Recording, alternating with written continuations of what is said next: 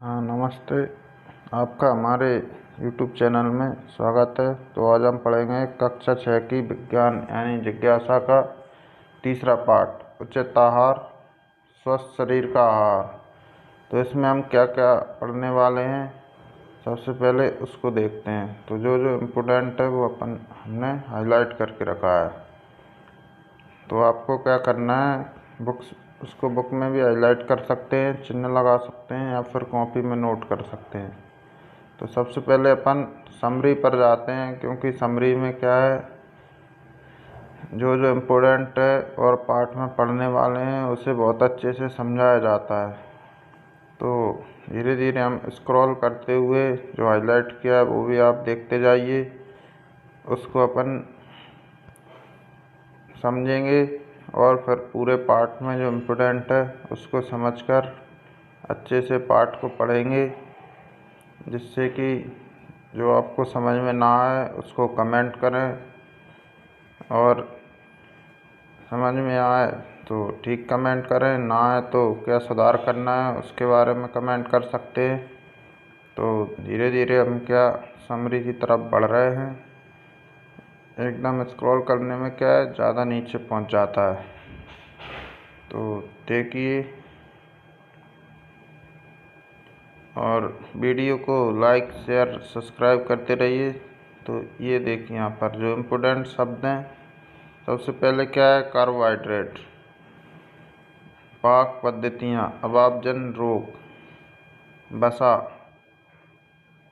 आहार के घटक जो अपन खाते हैं उसमें क्या क्या रहता है, खाद्य मील, आयोडीन युक्त नमक, खनिज, पोषक तत्व, प्रोटीन, रिकेट्स, आहारीय रेशे और विटामिन्स। तो इन सब के बारे में हम क्या है, डिटेल में थोड़ी थोड़ी जानकारी जो दी है उसको पढ़ेंगे। तो अभी अपन क्या है, समरी पढ़ते हैं, सारांश, जो बहुत अच्छा सारांश बनाया है बुक में उसको हम अच्छे से पढ़ेंगे, समझेंगे कि इस पाठ में हमको क्या क्या पढ़ना है। तो पहले सारांश पढ़ते हैं। संपूर्ण भारत के लोग विविध प्रकार का आहार लेते हैं, जिसमें विभिन्न खाद्य घटक उपस्थित होते हैं। तो जो हमारा पूरा भारत देश है, इसमें हर राज्य में अलग अलग तरह के खाने के पदार्थ उगते हैं। जैसे उत्तर भारत में गेहूँ उगता है, दक्षिण भारत में चावल ज़्यादा उगता है, उसके साथ ही अलग अलग प्रकार की दालें और जिनमें अलग अलग प्रकार के खनिज लवण और विटामिन्स रहते हैं, और अलग अलग प्रकार के फल और क्षेत्र के हिसाब से उगते हैं। किसी क्षेत्र में की जाने वाली खाद्य फसलों की खेती विभिन्न प्रकार के आहार की उपलब्धता, स्वाद, प्राथमिकताओं, संस्कृति और परंपराओं आदि के अनुसार खान पान की आदतें विभिन्न हो सकती हैं। तो किसी भी क्षेत्र में क्या जो खेती होती है वो अलग होती है, खाने अलग अलग तरह से लोग खाना खाते हैं, अलग अलग क्षेत्र का स्वाद भी अलग अलग है, संस्कृति और परंपराएं भी क्या हैं, अलग अलग है। तो उसी के अनुसार खाना बनता है। तो पूरे भारत में विभिन्न प्रकार का अलग अलग प्रकार का खाना बनता है, अलग अलग प्रकार की फसलें पैदा होती हैं। समय के साथ पाक पद्धतियाँ परिवर्तित हो गई हैं। खाना पकाने के पारंपरिक और आधुनिक तरीकों में बहुत अंतर है। तो पहले के ज़माने में खाना अलग तरीके से बनाते थे, भोजन को अलग तरीके से बनाते थे, अब भोजन को अलग तरीके से बनाते हैं। तो उन तरीकों के बारे में हम पढ़ेंगे। आहार हमें ऊर्जा प्रदान करता है और हमारे शरीर की वृद्धि और विकास में सहायक है। तो जो हम खाना खाते हैं वो हमें क्या ऊर्जा प्रदान करता है, उसी की एनर्जी से हमारा शरीर काम करता है और उसी खाने से हमारे शरीर में का विकास होता है और शरीर बढ़ता है। अब यह हमें स्वस्थ रहने में मदद करता है, रोगों से बचाता है। जो हम खाना खाते हैं, भोजन करते हैं, वो हमें स्वस्थ रहने में मदद करता है, और जो रोग होते हैं आ जाते हैं शरीर में, उनसे भी हमें बचाता है। खाना है हमारे आहार में प्रमुख पोषक तत्व। हम पाठ में पोषक तत्व में कार्बोहाइड्रेट, वसा, प्रोटीन, विटामिन, खनिज, इसके अतिरिक्त आहारीय रेशे और जल भी भोजन के आवश्यक घटक हैं। तो इन सब के बारे में हम डिटेल में पढ़ेंगे। कार्बोहाइड्रेट और वसा ऊर्जा स्रोत हैं। तो कार्बोहाइड्रेट और वसा क्या है? प्राथमिक ऊर्जा स्रोत हैं। जो शरीर में हमको ऊर्जा मिलती है वो किससे मिलती है? कार्बोहाइड्रेट और वसा से। तो ये हमारे इनके सेवन से ही हमारा शरीर काम करता है। जबकि प्रोटीन शरीर वर्धक पोषक तत्व है। तो प्रोटीन क्या काम करता है? हमारे शरीर को बढ़ाता है, कहीं कहीं चोट लग गई है उनको रिपेयर करता है। विटामिन और खनिज हमारे शरीर को मजबूत बनाते हैं। तो जो विटामिन है और खनिज हैं वो हमारे शरीर को मजबूत बनाते हैं, हमें संक्रमण से बचाते हैं और स्वस्थ रखते हैं। तो जो विटामिन क्या करते हैं? मजबूत बनाते हैं हमें और बीमारियों से बचाते हैं। संतुलित आहार उचित मात्रा में सभी अनिवार्य पोषक तत्व प्रदान करता है। तो जो संतुलित आहार है वो क्या करता है? उचित मात्रा में पोषक तत्व प्रदान करता है। तो संतुलित आहार क्या है? जिसमें सभी पोषक तत्व जो हमारे शरीर को चाहिए वो उचित मात्रा में शरीर के हिसाब से जितनी ज़रूरत है उतने रहते हैं। इसमें पर्याप्त मात्रा में आहारी रेशे और जल उपलब्ध होता है। तो आपको क्या संतुलित आहार करना है हमको, जिससे कि सारे पोषक तत्व, लवण, खनिज, सब प्रोटीन, विटामिन सब एक साथ मिल जाएं, अलग से कुछ लेने की ज़रूरत ना पड़े। लंबे समय तक हमारे आहार में एक या अधिक पोषक तत्वों की कमी या रोग या विकार हो सकते हैं। तो लंबे समय तक अगर किसी एक चीज़ की कमी रह गई तो उससे संबंधित हमारे शरीर में वो वाले रोग हो सकते हैं। जंक और फूड अस्वास्थ्यकारक होते हैं। तो जंक फूड होते हैं ना, उनसे स्वास्थ्य को ख़राब करते हैं, क्योंकि इनमें शर्करा और वसा अधिक मात्रा में होती है। तो शक्कर है वो उसमें अधिक मात्रा में होती है, वसा यानी तेल की चीज़ें उसमें ज़्यादा होती हैं। परंतु प्रोटीन, खनिज, विटामिन और आहारीय रेशे कम होते हैं। तो जो प्रोटीन, खनिज और विटामिन है और जो रेशे हैं वो उसमें होते ही नहीं हैं, बहुत कम मात्रा में होते हैं। मिलेट को मोटा अनाज या पोषक अनाज भी कहते हैं। तो जो मोटे अनाज हैं उनमें क्या है? पोषण तत्व अच्छी मात्रा में पाए जाते हैं, क्योंकि ये हमारे शरीर को समान कार्य करने के लिए आवश्यक मात्रा में पोषक तत्व प्रदान करते हैं। इनकी खेती विभिन्न जलवायु और परिस्थितियों में आसानी से की जा सकती है। तो जो मोटे अनाज हैं उनकी खेती भी आसानी से होती है और इनमें प्रोटीन, विटामिन, पोषक तत्व वो भी अच्छी मात्रा में पाए जाते हैं। स्थानीय स्तर पर उगाया हुआ तथा पौधों से मिलने वाले खाद्य पदार्थों का सेवन न केवल हमारे शरीर को स्वस्थ रखता है बल्कि हमारे पर्यावरण और हमारे ग्रह पृथ्वी के लिए भी अच्छा है। तो जो स्थानीय स्तर पर जो पौधे रहते हैं जिनकी फसल, उन्हीं फल सब्जियों को हमको खाना चाहिए और उन्हीं खाद्य पदार्थों का हमें सेवन करना चाहिए जो स्थानीय स्तर पर है, जिससे कि दूसरी जगह खाएंगे वहाँ का चीज़ आएगी, ट्रांसपोर्ट होगा, पहले से टूटती है वो तोड़ना पड़ता है, फिर अच्छे से यहाँ तक लाना पड़ता है, उसमें भी खर्चा बढ़ जाता है। तो जो स्थानीय स्तर के खाने की चीज़ें हैं उसी स्थान पर जो जल्दी से उपलब्ध होती हैं, जहीं खेती होती है जिन चीज़ों की, उन्हीं का हमको सेवन करना चाहिए।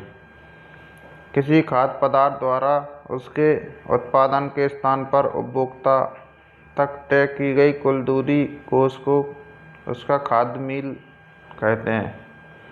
तो जहाँ से जिस खेत से कोई फसल पैदा हुई है और जब हमने उसका उपयोग कर लिया है वहाँ से वहाँ तक की दूरी कितनी दूरी है उसका क्या खाद्य मील कहते हैं, कि इस फसल ने इतनी दूरी तय कर ली है। हमें कभी भी भोजन बर्बाद नहीं करना चाहिए, हमें भोजन उतना ही लेना चाहिए जितना हम खा सकें। तो हमें क्या है, थाली में उतना ही खाना लेना चाहिए जितना हम खा सकें और ज़रूरत से ज़्यादा हमको खाना नहीं लेना चाहिए, क्योंकि खाना बहुत मेहनत से बनता है, इसको हम आगे पढ़ेंगे। तो अब देखिए आगे, अब अपन जो सारांश था वो समझ लिया है, इस पाठ में हम क्या क्या पढ़ने वाले हैं। तो अब आगे का पाठ चालू करते हैं। अपन सबसे ऊपर जाते हैं, पाठ के जो इम्पोर्टेंट है बस वही पढ़ेंगे, बाकी सब अपन स्किप कर देंगे। तो उचित आहार स्वस्थ शरीर का आधार। तो उचित आहार जब हम लेंगे तभी हमारा शरीर स्वस्थ रहेगा। अगर उचित आहार नहीं लेंगे तो हमारा शरीर क्या है, अस्वस्थ हो जाएगा और हम बीमार पड़ जाएंगे। कौन निरोगी है, कौन निरोगी है, कौन निरोगी है? तो इसमें 3 बार कहा गया है कि निरोगी कौन है। वह व्यक्ति जो समय और स्थान के अनुकूल पौष्टिक और उचित आहार मात्रा में आहार लेता है, वही निरोगी है। तो जो नीचे अपन ने पॉइंट पढ़ा था कि उचित मात्रा में स्थानीय स्तर पर जो खाद्य पदार्थ पाए जाते हैं उन्हीं को लेना है, वही व्यक्ति निरोगी रह सकता है। क्योंकि उस स्थान के हिसाब से वही चीज़ खाने योग्य है। क्योंकि दूसरी जगह का खाएंगे वो वहाँ की जलवायु के हिसाब से हमको पचेगा नहीं, और जिससे क्या हो जाएगा, हम अस्वस्थ हो सकते हैं और वो महंगा ही पड़ता है दूर से आने वाली चीज़ें। आहार जीवित प्राणियों को जीवन देता है। तो जो आहार संस्कृति की एक सूक्ति है, अन्य जनानी जीवंती। तो आहार जीवित प्राणियों को जीवन देता है। अगर हम भोजन नहीं करेंगे तो हम क्या है, बिना ऊर्जा के वैसे ही खत्म हो जाएंगे, बीमार पड़ जाएंगे और जीवित नहीं रह सकते हैं। तो आहार ही जीवन का आधार है। हम क्या खाते हैं इसके बारे में टेबल दी गई है, सीधा अपन टेबल पर चलते हैं, क्योंकि टेबल में बहुत अच्छी से समझाया हम क्या खाते हैं। तो हम क्या है, मक्का, गेहूँ, चना, दालें, चावल, रागी, उड़द, नारियल, चावल, बाँस, सोयाबीन, दूध, चाय, दूध की चीज़ें।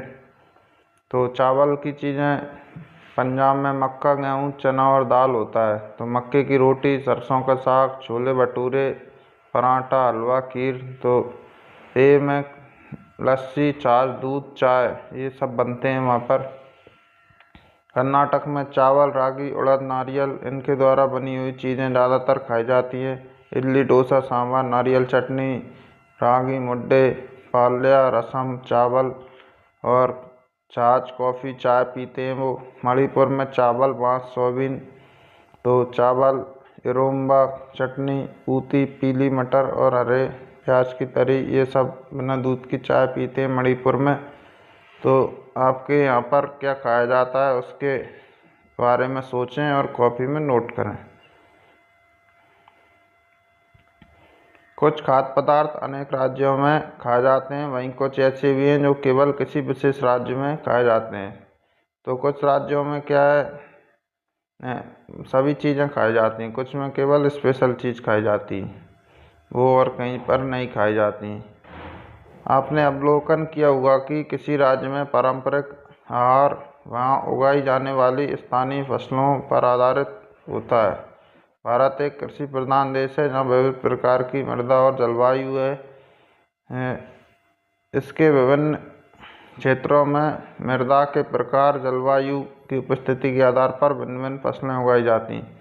तो भारत क्या है, आपने ऊपर देखा है कि मृदा के प्रकार, जलवायु के हिसाब से अलग अलग फसल उगाई जाती है, जिससे कि अलग अलग प्रकार का भोजन बनता है। तो अलग अलग प्रकार की चीज़ें खाते हैं क्षेत्र के हिसाब से। भारत के विभिन्न क्षेत्रों में आहारीय प्रवृत्तियाँ उस विशेष क्षेत्र में की जाने वाली खाद्य फसलों की खेती, स्वाद, प्राथमिकताओं, संस्कृति और परंपराओं के अनुसार भिन्न हो सकती है। तो जो भारत में विभिन्न क्षेत्र हैं उनमें फसलों की खेती अलग होती है, स्वाद अलग अलग तरह के खाना बनाते हैं, संस्कृति जिस क्षेत्र की जैसी है उस हिसाब से वहाँ पर आहार लिया जाता है। समय के साथ भोजन पकाने की पद्धतियों में परिवर्तन। तो समय के साथ क्या परिवर्तन आया, सीधा चित्र पर चलते हैं। पहले चूल्हे पर खाना बनता था, अब ज़्यादातर गैस पर ही बनता है। पहले सिलबट्टा से चटनी या कुछ पीसते थे, अब इलेक्ट्रिक ग्राइंडर से, मिक्सी से ही पीसते हैं। पहले चक्की से आटा पीसते थे, अब चक्की कौन सी, वो हाथ से पीसते थे आटा, और अब चक्की से आटा पीसते हैं। तो इस तरह क्या है, पुराने ज़माने में अलग तरीके से खाना बनता था, अब क्या है अलग तरीके से बनता है गैस पर। पहले मिट्टी के बर्तन का उपयोग होता था, अब मिट्टी के बर्तन का उपयोग होता ही नहीं है। पहले राख से बर्तन साफ करते थे, अब राख से कम करते हैं, साबुन से करते हैं। भोजन पकाने की पद्धतियाँ, जिन्हें पाक पद्धतियाँ भी कहते हैं, समय के साथ परिवर्तित हो गई हैं। तो पहले भोजन पकाते थे, भोजन पकाने की पद्धति को क्या कहते हैं? पाक पद्धति कहते हैं। ये क्या है, समय के साथ परिवर्तित हो गई हैं। पहले अलग पकाते थे, हाथ से ही सारे काम करते थे, अब मशीनों से और गैस पर खाना बनाया जाता है, पहले चूल्हे पर बनाया जाता था। पारंपरिक व आधुनिक पाक पद्धतियों में बहुत अंतर है। पहले के समय में भोजन पकाने के लिए चूल्हे का उपयोग करते थे। तो ये हमने अभी पढ़ लिया है, समझ लिया है, तो इसको हम आगे बढ़ते हैं। भोजन के घटक। तो भोजन के घटक देखते हैं हमें चित्र में कैसे दिए हैं। स्वस्थ आहार, स्वस्थ जीवन, ईट हेल्थी और लाइव हेल्थी। तो जो स्वस्थ आहार अगर लेंगे तभी हमारा जीवन स्वस्थ रहेगा, तभी हम स्वस्थ रह सकते हैं। तो यहाँ पर एक मेला लगा है जिसमें अलग अलग राज्य के भोजन बने हुए हैं और सभी अपने हिसाब से भोजन कर रहे हैं। राजस्थानी आहार, गुजराती आहार, असमी आहार।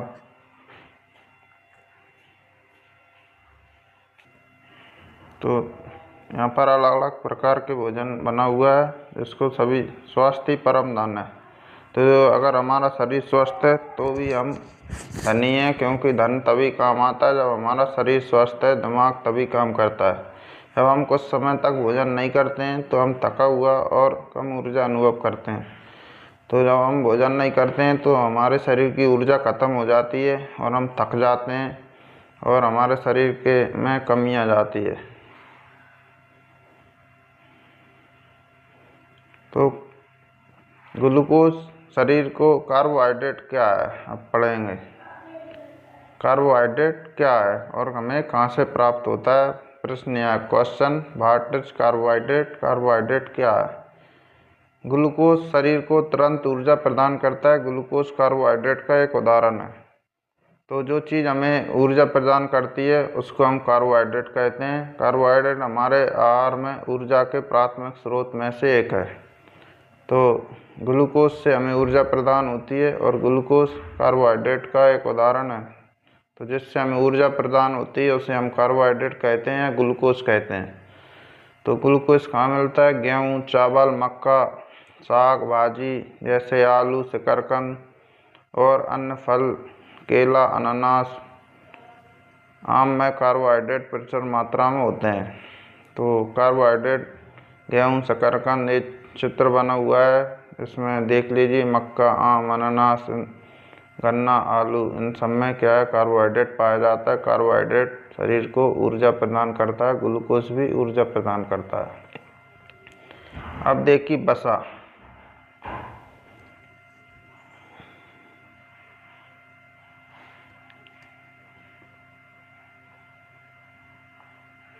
तो आटा, बेसन, लड्डू बनते हैं ना जो ठंड में, किसके बनते हैं?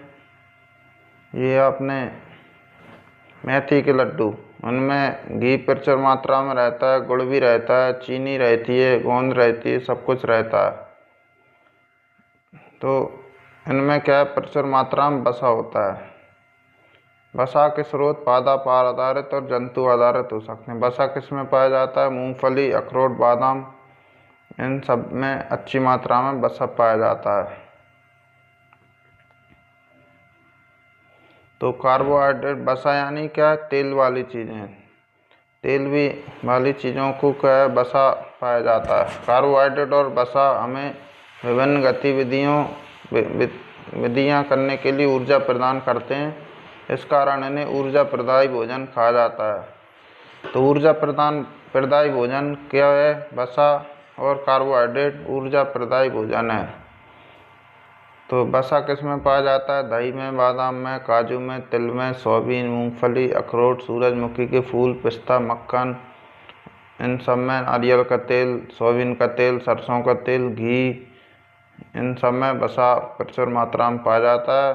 और ऊर्जा प्रदायी भोजन क्या है? कार्बोहाइड्रेट और वसा ऊर्जा प्रदायी भोजन है। इनसे हमें प्रचुर मात्रा में, अच्छी मात्रा में ऊर्जा मिलती है। आपने खाकर भी देखा होगा। प्रोटीन, प्रोटीन क्या है? अब अपन पढ़ेंगे प्रोटीन क्या है। प्रोटीन भी हमारे आहार का एक महत्वपूर्ण भाग है। दुग्ध उत्पादन, दालें प्रोटीन के अच्छे स्रोत हैं। तो जो दूध और दाल, इनसे हमें प्रोटीन मिलता है। खिलाड़ियों को अपनी मांसपेशियां बनाने के लिए अधिक मात्रा में प्रोटीन की आवश्यकता होती है। तो प्रोटीन क्या करता है? हमारी मांसपेशियों को बनाता है, मजबूत करता है। कई लोग प्रोटीन पौधे के साथ साथ जंतुओं से भी प्रदान करते हैं। तो बहुत सारे जीव जंतु हैं, मछली, इनसे हमें प्रोटीन मिलता है। लेकिन दालों में उनसे भी ज़्यादा प्रोटीन रहता है। प्रोटीन के कुछ उत्कृष्ट दालें हैं, दाल, फलियां, मटर, मेवे। तो अब देखते हैं प्रोटीन क्या है, प्रोटीन क्या काम करता है।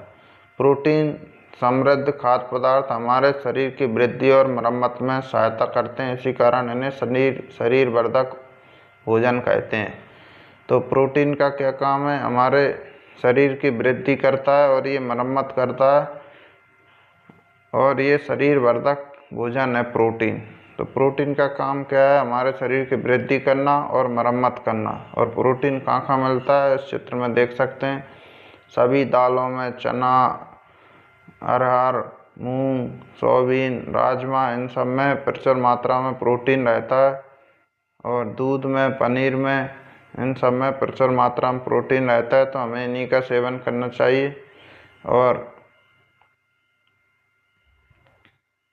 बढ़ते बच्चों के उचित विकास और वृद्धि के लिए उनके आहार में सही मात्रा में प्रोटीन सम्मिलित किया जाना चाहिए। जो छोटे बच्चे हैं, उनका शरीर जल्दी जल्दी बढ़ता है, उन्हें प्रोटीन की चीज़ें ज़्यादा प्रदान करनी चाहिए, देनी चाहिए।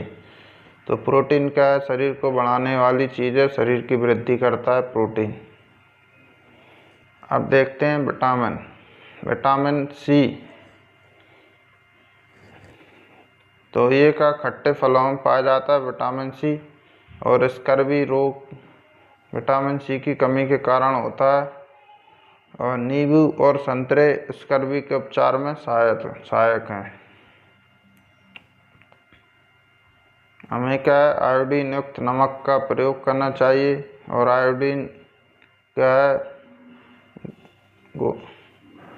शरीर में आयोडीन की बहुत आवश्यकता होती है, और ये हमें थायराइड कम करने में सहायता करते हैं। तो अब डायरेक्ट इस टेबल पर आते हैं, जिसमें विटामिन के बारे में, कौन सा विटामिन क्या कार्य करता है, कहाँ से मिलता है, इसके बारे में पढ़ेंगे।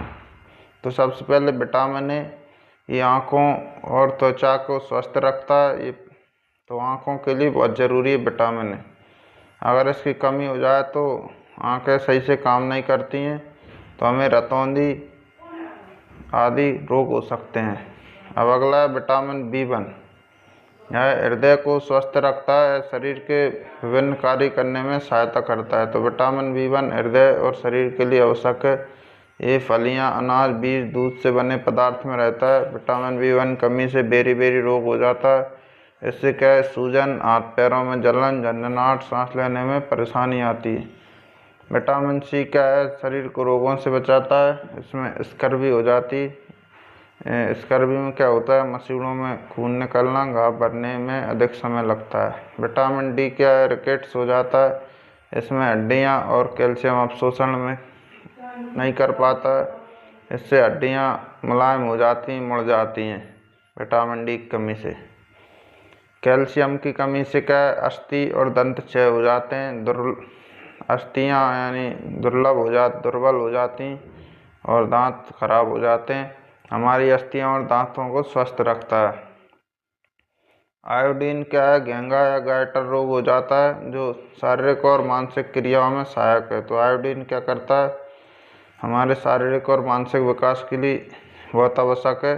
गर्दन के आगे के भाग में सूजन हो जाती है, गर्दन में आपने देखा होगा, किसी किसी को रहता है। आयरन यानी लोहे रक्त का महत्वपूर्ण, रक्त के लिए बहुत ज़रूरी है। खून आयरन से ही बनता है। आयरन खून की कमी हो जाती, एनीमिया या रक्तापला हो जाती, दुर्बलता और सांस लेने में कठिनाई होती है। आयरन की कमी से खून के बनाने के लिए आयरन बहुत ज़रूरी है। तो आयरन की गोलियां आपने खाई होंगी, खाते हुए देखा होगा, वो इसलिए क्योंकि खून की कमी ना रहे। अब vitamin A, B1, C, D और खनिज कैल्शियम, आयोडीन, आयरन खाद्य घटकों के दो समूह हैं। हमारे शरीर विभिन्न रोगों की रक्षा करते हैं, लेकिन हम विटामिन और खनिजों की कमी के कारण होने वाले रोगों को कैसे ठीक कर सकते हैं। तो जो हमने ऊपर देखा टेबल में, उसके हिसाब से हम थोड़े बहुत रोगों को अपने हिसाब से ठीक कर सकते हैं। विटामिन ए कहाँ से मिलता है? पपीता से। तो इस विटामिन सी खट्टी चीज़ों से मिलता है। तो अब सीधा आते हैं, पोषक तत्व किसे कहते हैं। अपना अगला क्वेश्चन क्या है? पोषक तत्व किसे कहते हैं।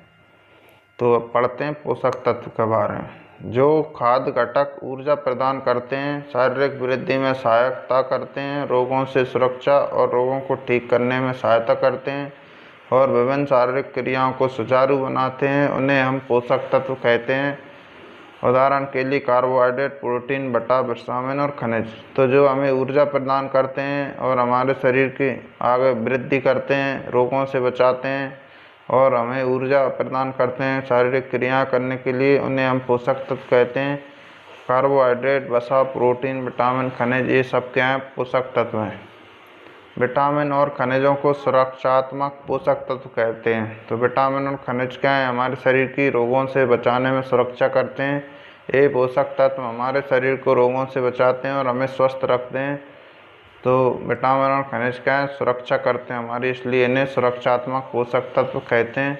इसलिए हमें नियमित रूप से हरे साग सब्जी, फल, साबुत अनाज खाना चाहिए और प्रचुर मात्रा में विटामिन लेना चाहिए, जिससे कि हम स्वस्थ रह सकें।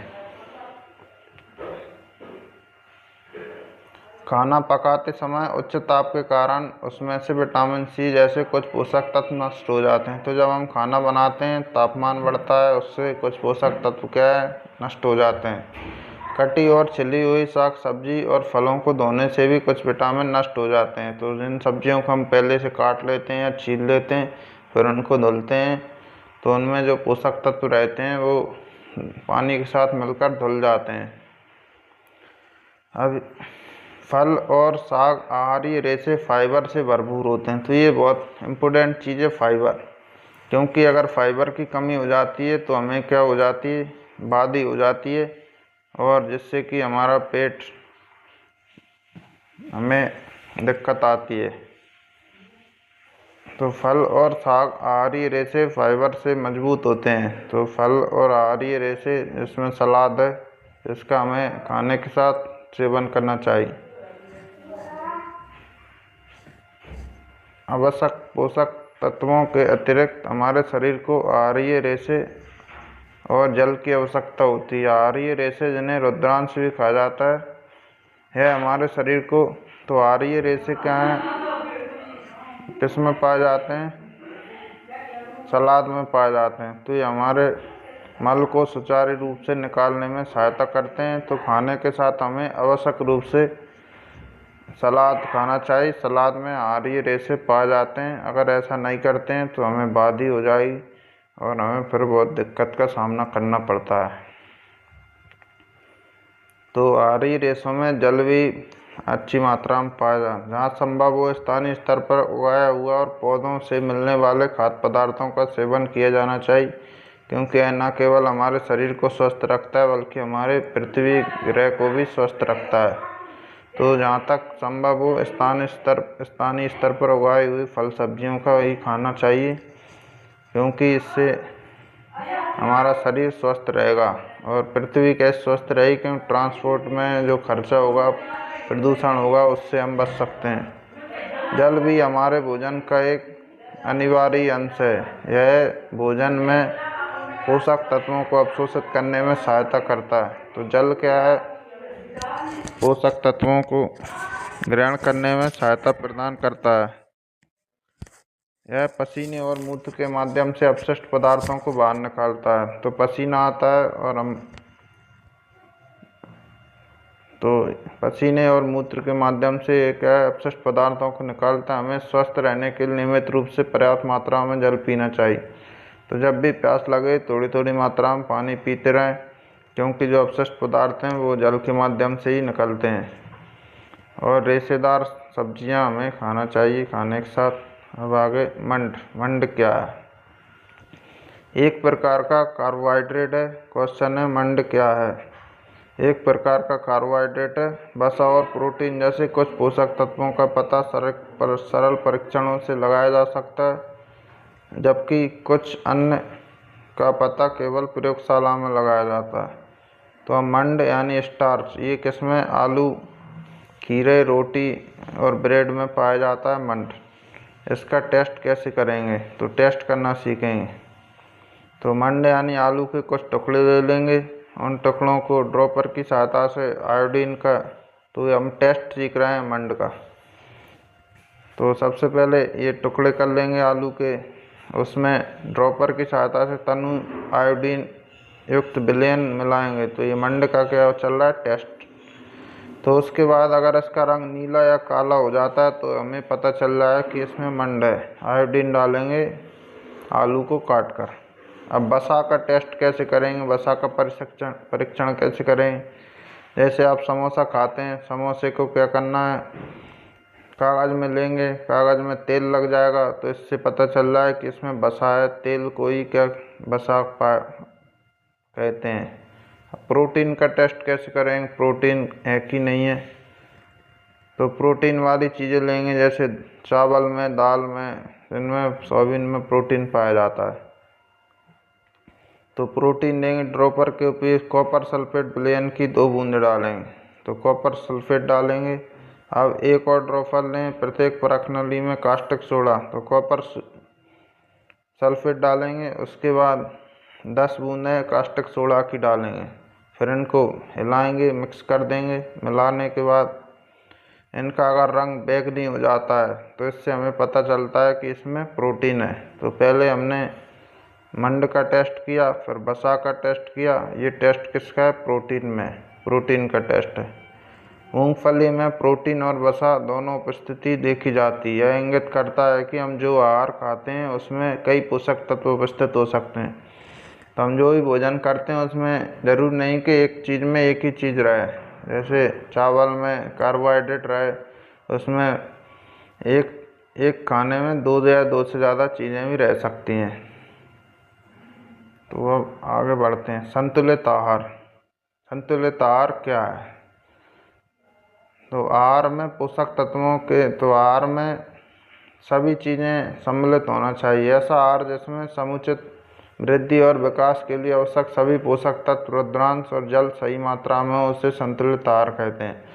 संतुलित आहार किसे कहते हैं? जिसमें भोजन की सारी चीज़ें उपलब्ध हों, प्रोटीन, वसा, विटामिन, ये सब प्रचुर मात्रा में हो, इसे क्या हम संतुलित आहार कहते हैं, जिससे हमारे शरीर की वृद्धि उचित मात्रा में हो सके। और आलू के चिप्स, इनको क्या कहते हैं? जंक फूड कहते हैं। और ये जंक फूड क्या है? कुछ पदार्थों में उच्च शर्करा और वसा की मात्रा के कारण अधिक कैलोरी होती है। तो इनमें क्या है? उच्च शर्करा, शक्कर ज़्यादा रहती है और वसा बहुत ज़्यादा रहता है। तो अभी हमने पढ़ा था इनसे बहुत अधिक ऊर्जा प्रदान होती है। साथ ही कम मात्रा में प्रोटीन, खनिज, विटामिन, आहारीय रेशे बहुत कम मात्रा में होते हैं। तो इन्हें क्या है? अस्वास्थ्यप्रद खाद्य या जंक फूड कहा जाता है। जंक फूड को हिंदी में क्या कहेंगे? अस्वास्थ्यप्रद खाद्य। तो इनमें शक्कर और वसा ज़्यादा मात्रा में रहता है। तो शक्कर और वसा जल्दी ऊर्जा प्रदान करते हैं शरीर को, और प्रोटीन, विटामिन और आहारीय रेशे बिल्कुल बहुत कम मात्रा में रहते हैं, इसलिए हमारे शरीर को बहुत नुकसान करते हैं। हमें जंक फूडों का सेवन नहीं करना चाहिए। आलू के चिप्स, टॉफ़ी, कार्बोहाइड्रेट पेय, पिज्ज़ा, बर्गर, ये सभी क्या है? जंक फूड में आते हैं। मोमोस, इनका हमें सेवन बहुत कम मात्रा में करना चाहिए या करना ही नहीं चाहिए। घर पर बनी चीज़ें ही खाना चाहिए, क्योंकि हमारे शरीर को बहुत नुकसान पहुंचाते हैं। इनका अधिक सेवन करना स्वास्थ्य के लिए अच्छा नहीं है। इनसे हमें मोटापा हो सकता है और बहुत सारे रोग हो सकते हैं, क्योंकि स्वास्थ्य ही परम धन है। अगर शरीर स्वस्थ है तो ही आप सब दुनिया का आनंद ले सकते हैं, नहीं तो आप बीमार हो जाएंगे तो कुछ नहीं कर सकते। हमें स्वस्थ रहने के लिए अपने शरीर का ध्यान रखना चाहिए। स्वस्थ शरीर के लिए संतुलित आहार लेना और जंक फूड से परहेज करना आवश्यक है। खुशहाल व सुखी जीवन जीने के लिए अच्छा स्वास्थ्य अनिवार्य है। तो हमें क्या, शरीर को स्वस्थ रखने के लिए संतुलित आहार खाना चाहिए और जंक फूड खाना ही नहीं चाहिए, जिससे हमारा शरीर स्वस्थ रहे। अब पढ़ेंगे मिलेट या मोटा अनाज क्या है। ज्वार, बाजरा, रागी, सावा जैसे अनाजों के बारे में सुना होगा। इन्हीं को हम मोटा अनाज कहते हैं। तो इन्हें अलग अलग परिस्थितियों में सहेजने से उगाया जाता है। इन्हें अत्यधिक पौष्टिक अनाज या खड्डन मिलेट कहा जाता है। मिलेट यानी मोटा अनाज, और मोटा अनाज मतलब जिसमें अधिक मात्रा में पौष्टिक चीज़ें पाई जाती हैं, उन्हें मोटा अनाज कहते हैं। अपनी भाषा में क्या लिखना है, मोटा अनाज या मिलेट मतलब जिन खाद्य पदार्थों में अत्यधिक मात्रा में पौष्टिक चीज़ें पाई जाती हैं जिससे शरीर को फायदा हो, तो उन्हें मोटा अनाज कहते हैं। उदाहरण के लिए ज्वार, बाजरा, रागी ये मोटे अनाज के उदाहरण हैं। कतरन यानी छोटे आकार के अनाज होते हैं और सदियों से भारतीय आहार के अभिन्न अंग हैं। ये अपने अनगिनत स्वास्थ्य लाभ के कारण फिर से लोकप्रिय हो रहे हैं। ये विटामिन, आयरन, कैल्शियम जैसे खनिजों और आहारी रेशों के अच्छे स्रोत हैं। यही कारण है कि इन्हें पोषक अनाज भी कहा जाता है। ये हमारे शरीर के सामान्य कामकाज के लिए आवश्यक संतुलित आहार और महत्वपूर्ण योगदान करते हैं। तो इनका आकार छोटा होता है और ये हमारे शरीर में ज़रूरी सारी चीज़ें प्रदान करते हैं। विटामिन, आयरन, कैल्शियम और आहारी रेशे ये जल्दी पच जाते हैं और इनमें सभी पोषक तत्व रहते हैं और ये संतुलित मात्रा में शरीर के लिए सारी चीज़ें प्रदान करते हैं, तो इसलिए ये बहुत ज़रूरी है। आगे पढ़ते हैं खाद्य मील या फूड माइल। फूड माइल क्या है, खाद्य मील क्या है। तो अभी हमने पहले डेफिनेशन पढ़ी थी, ये पढ़ते हैं, देखिए कैसे। सबसे पहले किसान ने खेत में गेहूँ या कोई फसल उगाई, उसके बाद अनाज इसको निकाला, कहाँ से निकाला, थ्रेसर से इसको निकाला गया। उसके बाद इन्होंने मंडी में बेचा होगा। मंडी में बेचने के बाद इनका कहीं भंडारण या स्टोर किया गया होगा किसी जगह पर। उसके बाद ये चक्की में पिसे हैं। पिसने के बाद यहाँ तक आने में बहुत दूर तक आते हैं। इनको परिवहन के द्वारा इन्हें लाना पड़ता है। उसके बाद ये दुकान में पहुँचे, दुकान के बाद हमारी थाली में पहुँचे। तो खाने से लेकर हमारी थाली तक पहुँचने में इस अनाज ने कितनी दूरी तय की, इसी को क्या कहते हैं, खाद्य मील या फूड माइल कहते हैं। तो जहाँ पर ये कोई चीज़ पैदा हुई और हमारी थाली में पहुँचने तक कितनी दूरी तय कर ली, कितना खर्चा आ गया।